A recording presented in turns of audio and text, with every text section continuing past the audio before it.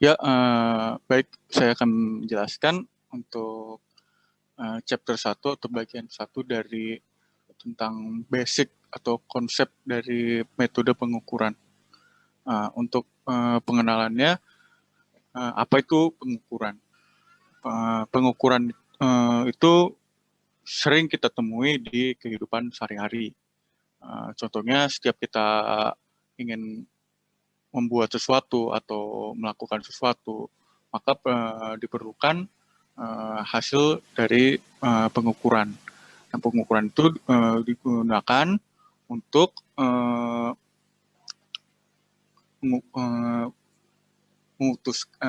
sebagai data untuk memutuskan apa yang harus kita lakukan pada sesuatu benda atau suatu pekerjaan, sehingga hasil dari pekerjaan itu bisa akurat.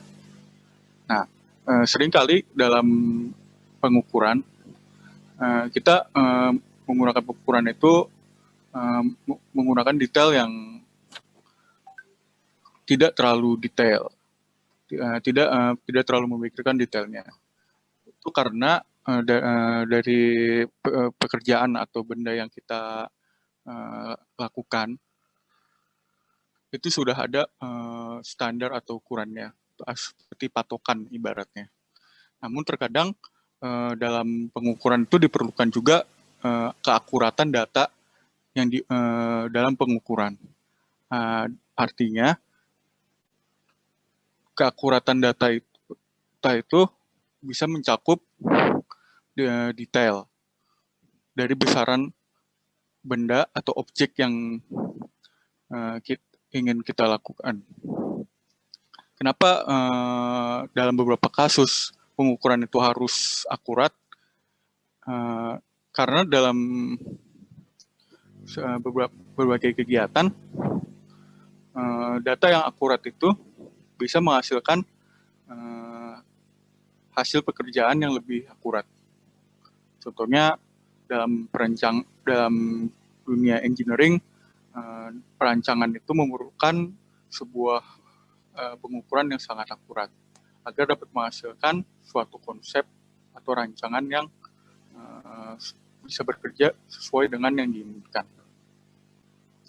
Nah, dalam pengukuran kita diharapkan dapat mengidentifikasi pengukuran secara akurat, lalu mengenal berbagai sistem pengukuran, komponen-komponen alat pengukuran, dan membaca data dari pengukuran tersebut. Dalam pengukuran, ada beberapa sistem yang digunakan. Nah, sistem pengukuran itu terdiri dari beberapa perangkat.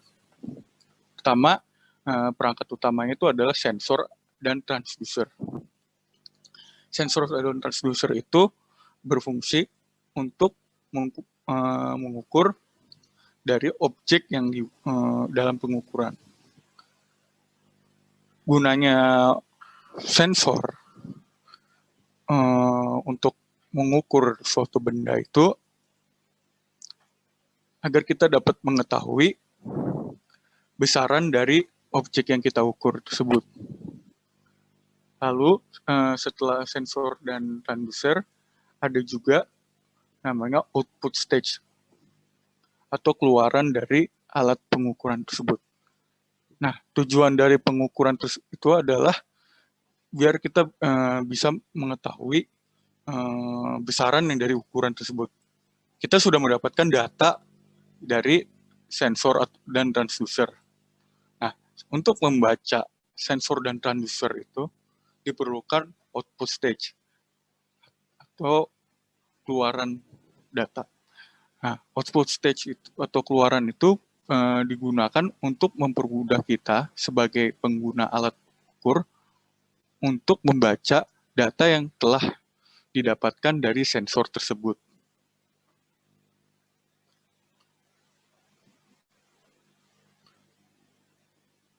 Lalu ada juga general template untuk sistem pengukuran. General template atau template secara umum itu merupakan bagian-bagian atau tahapan yang membuat tahapan-tahapan dalam sistem pengukuran. Dalam sistem pengukuran itu umumnya terdapat 4 template atau step atau langkah-langkah dari sistem pengukuran.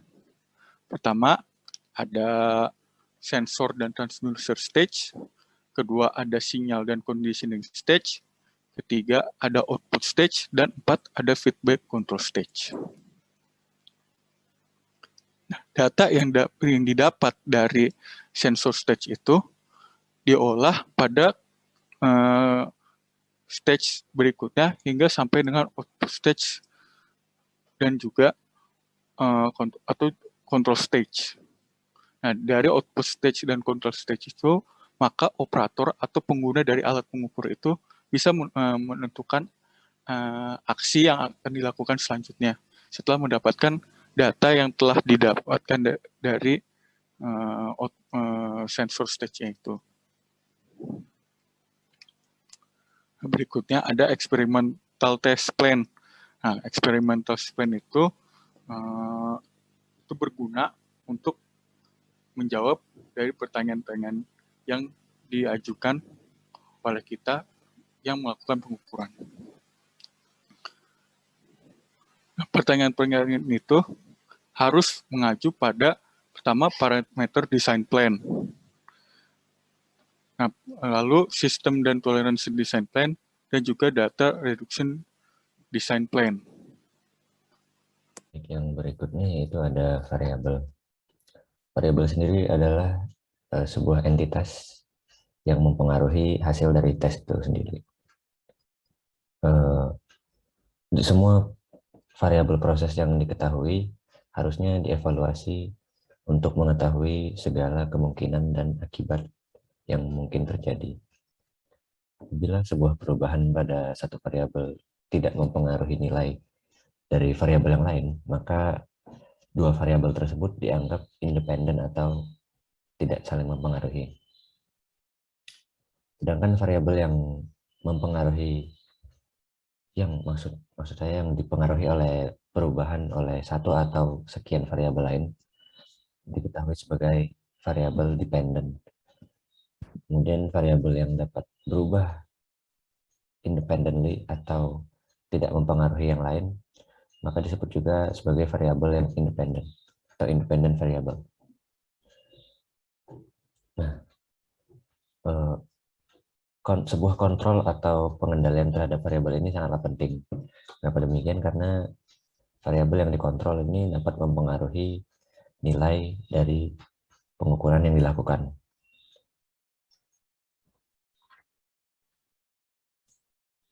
Tapi tidak semua variabel itu dapat dikontrol secara penuh.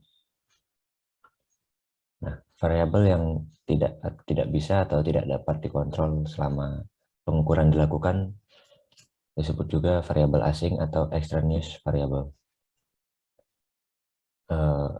Akibat-akibat dari variabel asing ini dapat membuat kebingungan kepada sebab dan akibat dari pengukuran. Nah, kemudian di sini dapat dilihat contoh dari variabel asing. Ketiga R ini merupakan spesimen yang sama, namun dilakukan pada 3 hari yang berbeda. Dan di sini dapat dilihat pada grafik bahwa trennya tidak sama. Hal ini dikarenakan adanya variabel asing tadi.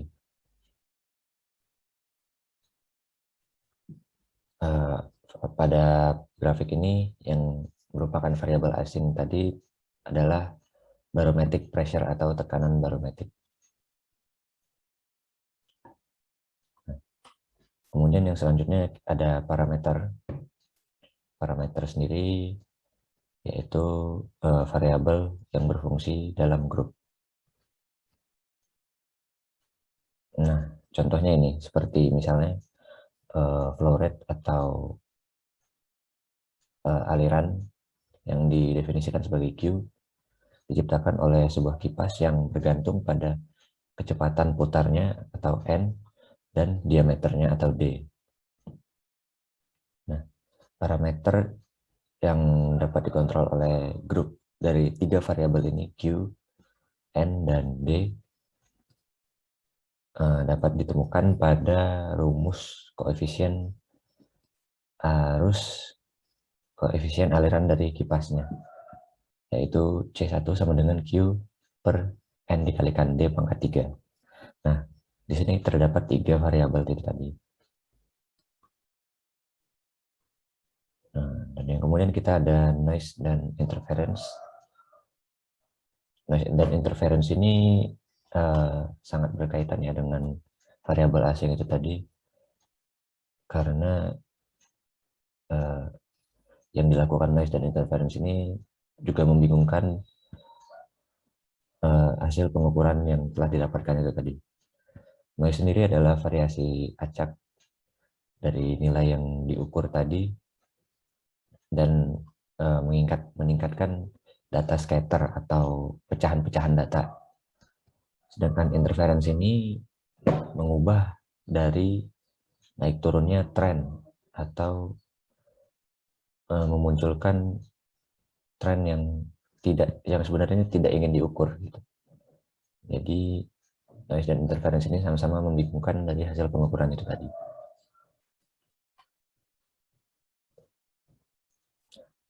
Anggap saja efek dari noise dan interference itu tadi pada sinyal Y T sama dengan 2 tambah sin 2V T. Seperti yang ditunjukkan pada grafik berikut ini. Nah, pada grafik berikut ini, noise itu yang warna hitam banyak ini, dan mereka itu ada banyak dan tidak menentu arahnya, jadi yang mau yang mana. Tapi noise ini bisa dipecah ke dalam, bisa diselesaikan dengan beberapa teknik analisis, sehingga pada noise masih mudah untuk dicerna. Sedangkan pada interference ini mengubah nilai dari trennya yang dihasilkan oleh dari nilai pengukuran. Jadi itu tadi bedanya noise dan interference. Noise sendiri bisa dipecahkan dengan berbagai teknik analisis, dan interference juga bisa dipecahkan, namun harus dipecah lagi menjadi beberapa data dan disusun ulang, sehingga tren yang dihasilkan bisa akurat. Dan kemudian ini ada random test. Yang pertama yaitu ada randomization. Randomization ini sebuah tes secara acak yang dilakukan untuk mengubah nilai-nilai dari variabel independen yang sudah diterapkan.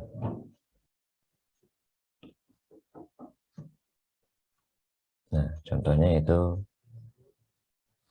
bisa dengan bisa dilihat pada contoh 1.1 berikut ini. Nah, sebuah sensor dan transducer dipaparkan kepada sebuah tekanan yang telah diketahui.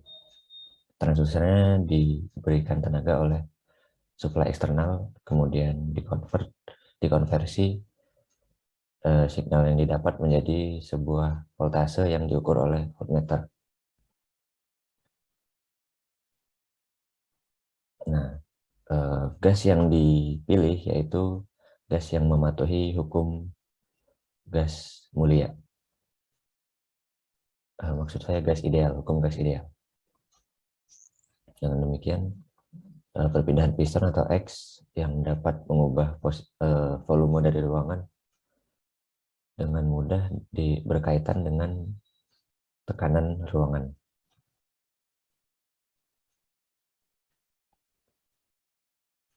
Nah, solusinya yaitu kontrol parameter untuk masalah ini dapat dibentuk dengan hukum gas ideal, di mana variabel independen yang didapat di dalam kalibrasi adalah perpindahan piston yang mengubah volume dari ruangan itu tadi. Nah, variabel ini dapat dikontrol dengan mengunci piston di posisi tertentu.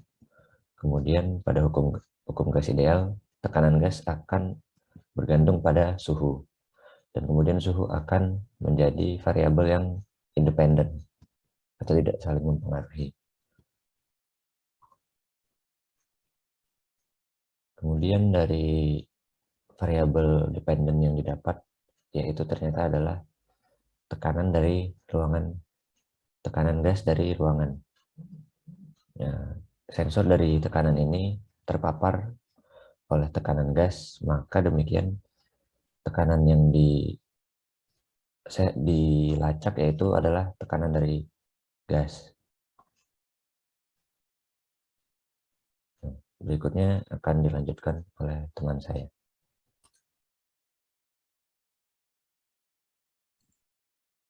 Baik, terima kasih. Lalu selanjutnya dilanjutkan oleh saya. Sebelum perkenalkan diri dahulu, nama saya Navalner Saifullah, NIM 040103. Lalu selanjutnya yaitu repetition dan replication. Repetition adalah pengukuran berulang yang dilakukan pada uji coba tunggal maupun uji coba berkelompok. Lalu selanjutnya replikasi, yaitu adalah duplikasi independen dari satu set pengukuran menggunakan kondisi operasi yang sama. Nah, lalu selanjutnya itu concomitant method adalah suatu metode induksi ilmiah yang menyatakan bahwa fenomena yang berubah-ubah dengan cara apapun, kapanpun fenomena lain bervariasi dalam beberapa cara tertentu merupakan sebab atau akibat dari fenomena itu, atau terkait dengannya melalui suatu fakta sebab dan akibat. Lalu selanjutnya adalah kalibrasi. Kalibrasi adalah membandingkan antara hasil pengukuran dengan nilai referensi acuan. Nah, kalibrasi itu mempunyai dua jenis, yaitu static calibration dan dynamic calibration. Static calibration yaitu adalah kalibrasi yang dilakukan dengan bebas waktu. Next yaitu dynamic calibration. Dynamic calibration adalah kalibrasi yang dilakukan dengan tidak ada bebas waktunya, yaitu saat kita menghitung percepatan dan lain-lain. Lalu selanjutnya yaitu static sensitivity, yaitu adalah sensitivitas atau perbandingan nilai yang dibaca dengan nilai yang diukur. Lalu selanjutnya yaitu range, atau juga bisa disebut dengan span, yaitu jarak dari batas maksimal ke batas minimal alat ukur. Selanjutnya yaitu adalah resolution, yaitu nilai terkecil yang dapat dibaca oleh suatu alat ukur. Selanjutnya adalah akurasi. Akurasi yaitu selisih nilai yang diukur dengan nilai sebenarnya. Dan juga ada error, yaitu adalah kesalahan dalam membaca suatu nilai ukur. Lanjut. Nah, selanjutnya adalah random and systematic error and uncertainty. Nah, jadi di dalam error itu kita ada banyak jenisnya. Jika terjadi banyak data dalam kurun waktu tertentu, itu bisa disebut dengan systematic error.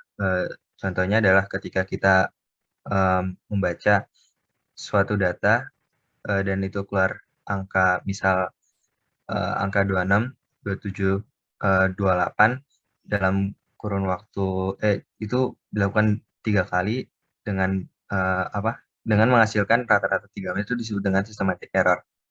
Nah, lalu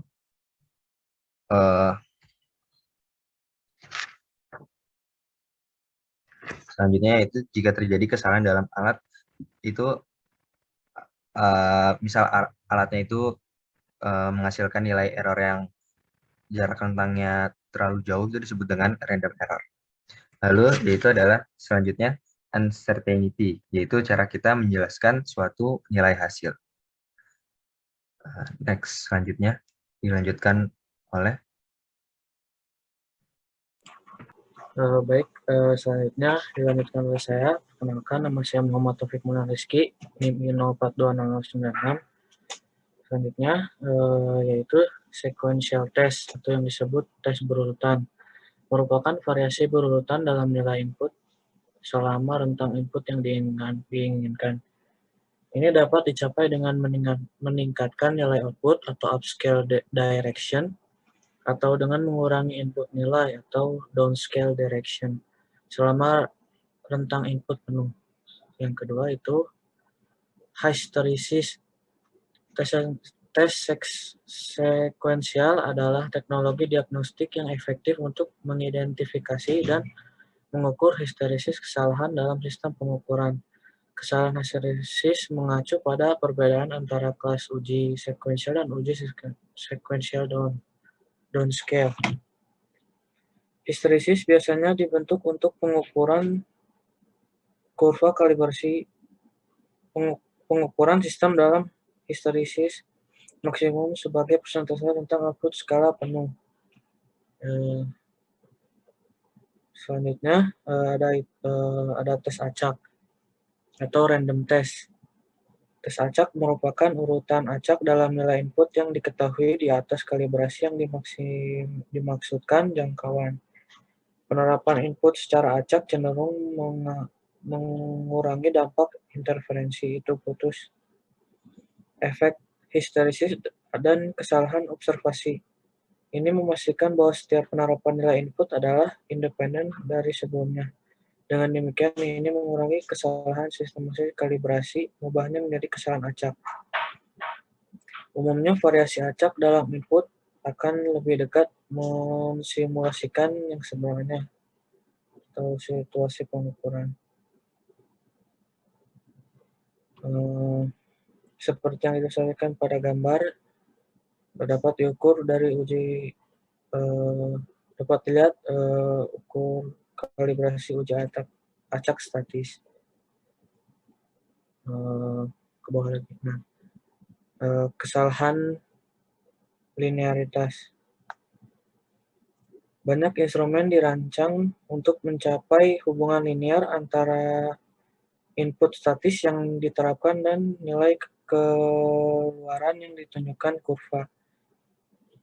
Kalibrasi statis linear seperti itu akan memiliki bentuk umum seperti itu, YL X sama dengan A0 ditambah A1X, di mana kurva cocok YX memberikan nilai keluaran yang diprediksi berdasarkan hubungan linear lancar antara X dan Y. Namun dalam sistem nyata, perilaku yang benar-benar linear dapat dicapai secara mendekati.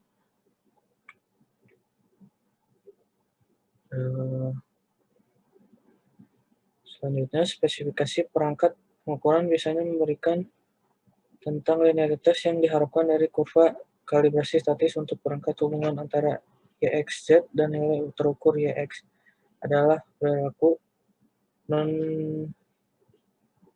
non-linear dari suatu sistem.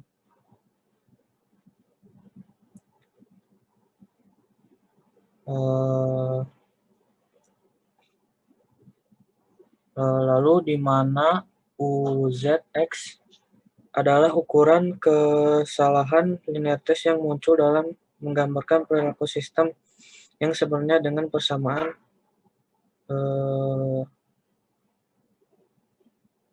persamaan 1.7.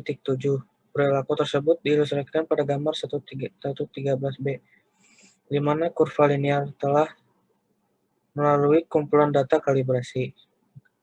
Lalu selanjutnya itu ada sensitivitas 0 atau sensitivity and zero error.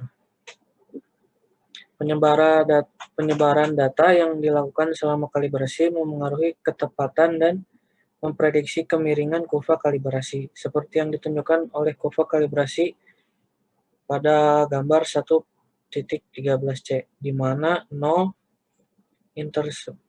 diperbaiki pancar dalam data tentang kecocokan kurva dalam kesalahan acak.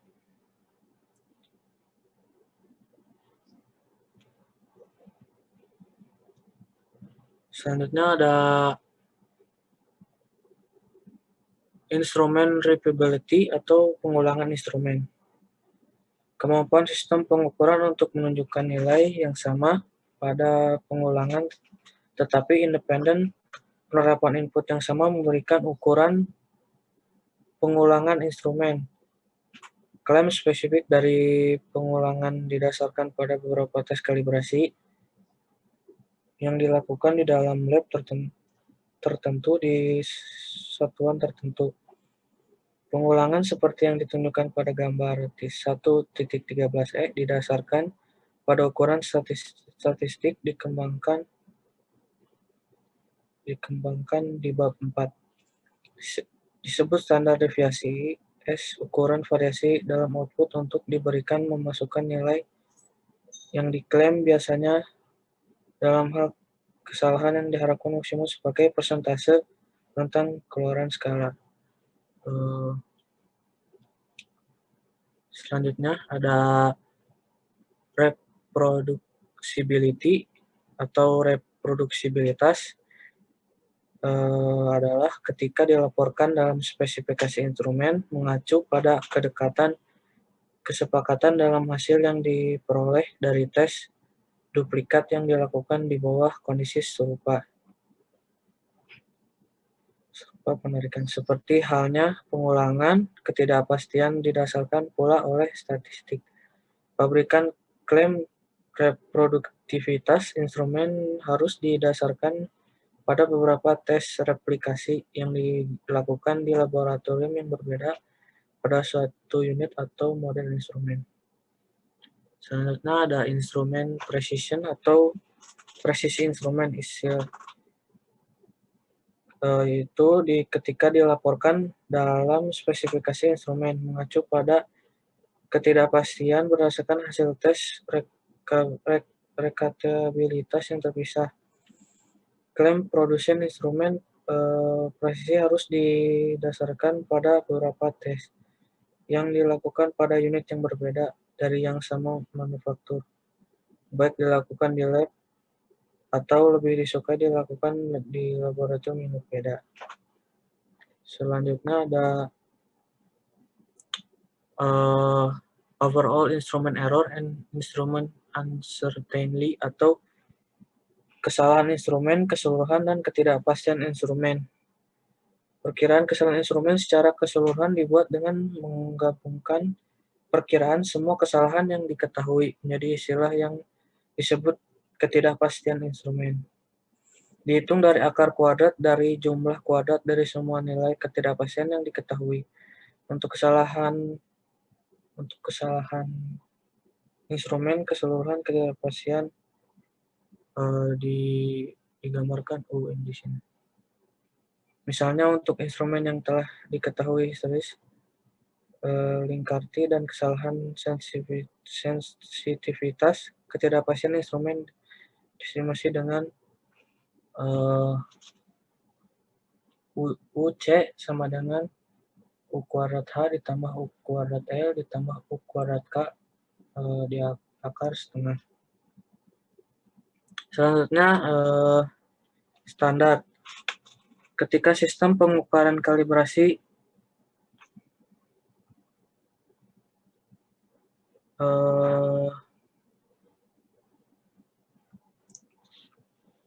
ketika sistem keamanan dikalibrasi, nilai yang ditunjukkan dibandingkan langsung dengan referensi nilai. Nilai referensi ini menjadi dasar perbandingan dan dikenal sebagai standar.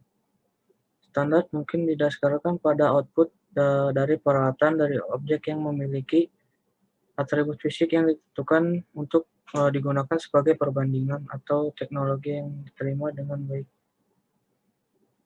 Standar utama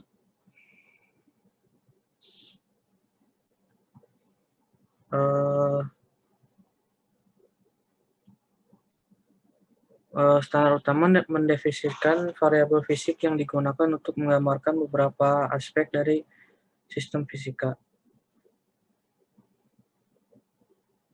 Unit efinensa ukuran kuantitatif dari suatu dimensi, sebagai contoh massa, panjang, dan waktu. Next. Nah,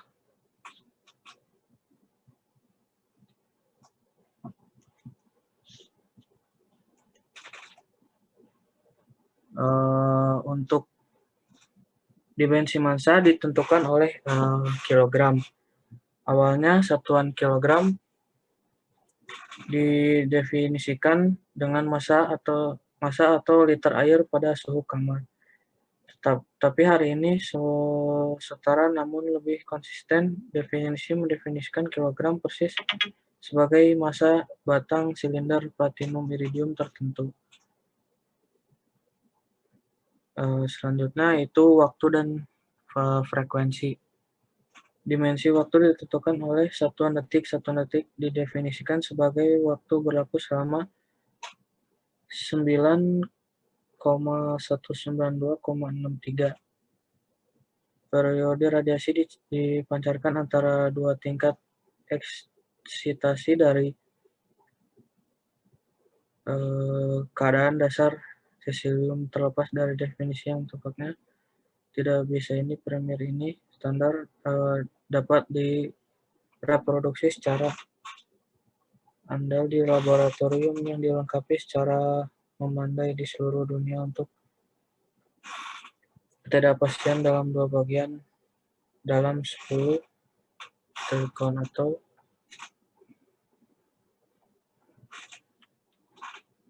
jadi satuan untuk frekuensi itu 1 Hz sama dengan 2 pi radian per 1 detik.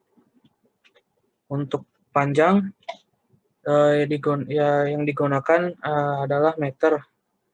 Jadi meter adalah satuan standar untuk panjang. Standar primer baru ditetapkan ketika kemampuan untuk menentukan standar baru menjadi lebih akurat.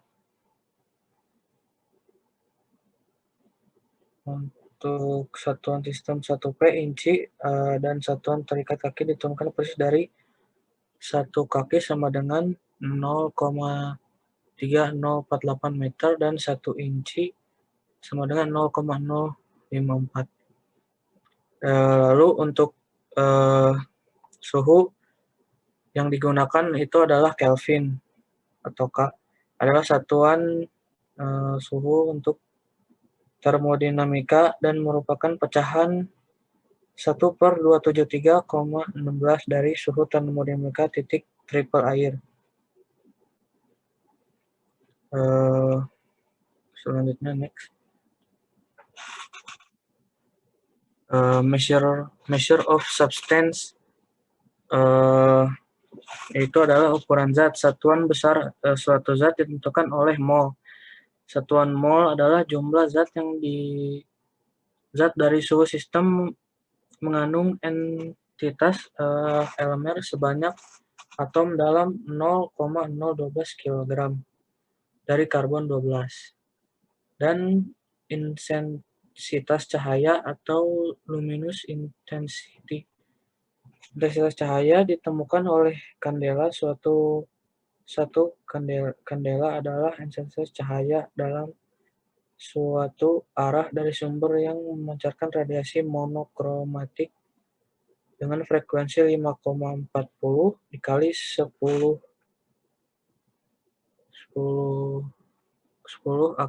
pangkat 14 Hz, dan itu memiliki intensitas pancaran pada arah tersebut sebesar 1/683 watt per steradian. Sekian dari saya, akan dilanjutkan oleh rekan saya. Oke, terima kasih. Selanjutnya, perkenalkan saya Muhammad Fauzan Arfandi Azan. Selanjutnya adalah derived unit atau satuan turunan. Jadi seperti yang kita tahu bahwa ada satuan utama dan satuan turunan. Dan kali ini satuan turunan sendiri ada contohnya seperti force atau gaya. Jadi berdasarkan hukum Newton, gaya itu proporsional terhadap massa dikali akselerasi. Yang dimana force itu atau gaya memiliki satuan Newton atau proporsional dengan massa kali akselerasi yang memiliki satuan massa yaitu kilogram dan akselerasi adalah meter per sekund kuadrat. Lalu itu untuk satuan internasional dan ada yang satuan berikutnya adalah satuan IP units. Jadi dalam IP unit menggunakan satuan 1 pound mass untuk massa, yaitu 1 pound massa untuk massanya, dan untuk gaya digunakan 1 pound of force. Dan untuk percepatannya menggunakan feet per second kuadrat. Banyak engineer yang agak kesulitan menggunakan sistem GC. GC itu sendiri dilihat dari atas merupakan proporsional konstan yang digunakan untuk unitsnya agar lebih konsisten dalam menghitung sebuah permasalahan. Nah, pada ini kita bisa tahu bahwa GC adalah sama dengan mg per F sama dengan 1 kg per meter per second kuadrat per N, yang dimana jika diubah menjadi satuan IP jadi 32174 lbm min feet per second kuadrat per lb, dan hasilnya adalah 9,8 sekian kilogram meter per second kuadrat per kgf. Ada juga beberapa turunan lainnya seperti energi yang dilambangkan dengan joule, memiliki unit joule, yang dimana memiliki satuan massa kilogram per meter kuadrat per second kuadrat, atau 1 Newton kali meter. Lalu ada power, yaitu daya, yang dimana daya sendiri memiliki unit atau satuan watt yang dapat diturunkan menjadi 1 kg per meter kuadrat per second pangkat 3, atau 1 joule per second. Dan lalu ada stres dan tekanan yang memiliki satuan Pascal. Pascal sendiri dapat diturunkan menjadi 1 kg per meter kali second kuadrat, atau 1 Newton per meter kuadrat. Lalu ada juga dimensi untuk dimensi elektrik. Dimensi elektrik sendiri ada beberapa, contohnya seperti voltase, ohm, coulomb, farad, dan lain-lain. Nah, dari masing-masing itu dapat diturunkan lagi. Seperti contohnya misalnya 1 volt itu sama dengan 1 Newton meter per second ampere, atau 1 watt per ampere. Lalu ada 1 ohm itu dapat diturunkan unitnya menjadi 1 kg per meter kuadrat per second pangkat 3 kali ampere kuadrat, atau sama dengan 1 volt per ampere. Lalu ada 1 kolom itu sendiri memiliki turunan yang sama dengan 1 ampere dikali sekon. Lalu ada farad yang menjadi unit standar untuk kapasitansi, yaitu farad sendiri memiliki lambang F, yang dimana memiliki proporsional dengan 1 kolom per volt. Seperti yang kita lihat pada tabel berikut, ini ada unit yang utama primary dan ada unit turunan dalam satuan SI dan satuan IP. Selanjutnya adalah hierarki dari standar. Jadi standar tersebut itu tidak langsung jadi ya. Jadi standar itu selalu dibahas oleh orang-orang zaman dulu. Jadi standar sendiri itu diperoleh melalui kesepakatan bersama. Namun pada saat itu belum ditemukan standar, maka untuk orang-orang pada saat itu menentukan standar dengan menggunakan beberapa standar seperti berikut, seperti primary standard, transfer standard, local standard, dan working standard. Primary standard adalah standar yang digunakan secara internasional atau secara global yang digunakan sampai sekarang. Nah, untuk kalibrasi standar itu digunakan transfer standard, local standard, dan working standard. Transfer standard itu digunakan untuk kalibrasi local standard itu untuk kalibrasi working standard, dan working standard adalah untuk mengkalibrasi instrumen lokal atau alat-alat yang untuk digunakan untuk pengukuran. Lalu selanjutnya ini adalah contoh level-level dan metodenya. Seperti contohnya temperatur, standard traceability, level primary menggunakan thermodynamic point, yang dimana uncertainty-nya adalah 0 derajat. Untuk transfer, uncertainty-nya 0,05, working 0,05, dan lokal paling besar 0,5 yang ketidakpastiannya.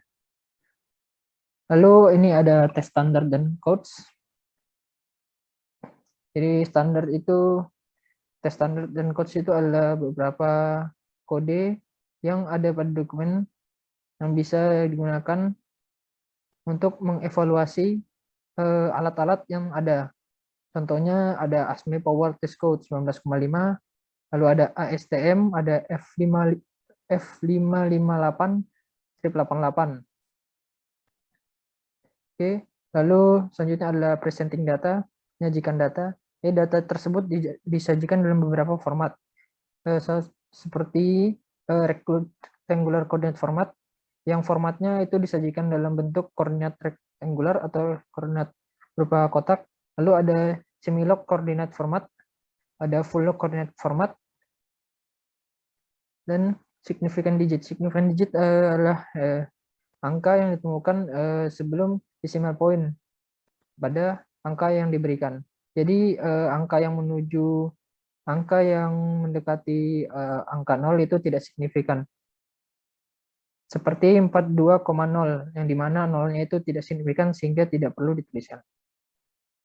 Jadi summary dari semua ini, jadi pada pengukuran pada input sinyal itu tidak diketahui, tapi itu diukur dari nilai dari output sinyal yang didapatkan oleh alat pengukuran. Namun pada alat pengukuran itu tentunya kita memerlukan kalibrasi ulang agar tidak terjadi inakurasi atau random uncertainty, sehingga ide dari test standard tersebut atau engineering codes itu wajib digunakan untuk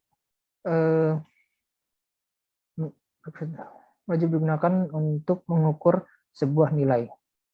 Sekian dari saya, kurang lebih maaf. Itu saja untuk dari kelompok kami. Kurang lebih maaf. Assalamualaikum warahmatullahi wabarakatuh.